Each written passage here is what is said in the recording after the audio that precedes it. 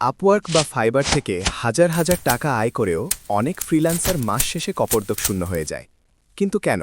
সমস্যাটা ইনকামে না, সমস্যাটা ম্যানেজমেন্টে। ফ্রিল্যান্সিং ইনকাম কখনো ফিক্সড না। এই মাসে হয়তো 50,000 আসলো, পরের মাসে হয়তো মাত্র 10,000, কিন্তু তোমার খরচ সেটা প্রতি মাসে একই থাকে। এই গ্যাপটাই বেশিরভাগ ফ্রিল্যান্সারকে ফাইন্যান্সিয়ালি ভালনারেবল করে দেয়। তাহলে সলিউশন কি? প্রথমত, তোমার মান্থলি ইনকামের কমপক্ষে 3 মাসের ইকুইভ্যালেন্ট একটা এমার্জেন্সি ফান্ড রাখো। এটা তোমার ফাইন্যান্সিয়াল সেফটি নেট। দ্বিতীয়ত, ইনকাম আসার সাথে সাথেই সেটাকে 3 ভাগে ভাগ করো। 1 ভাগ খরচের জন্য, 1 ভাগ সঞ্চয়ের জন্য, আর 1 ভাগ ট্যাক্স বা ভবিষ্যৎ বিনিয়োগের জন্য।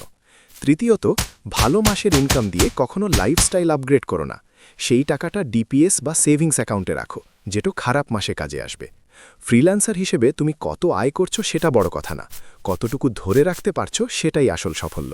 এই টিপসগুলো আজ থেকেই ফলো করো, আর চ্যানেলটা ফলো করো আরও প্র্যাকটিক্যাল ফাইন্যান্স টিপস পেতে।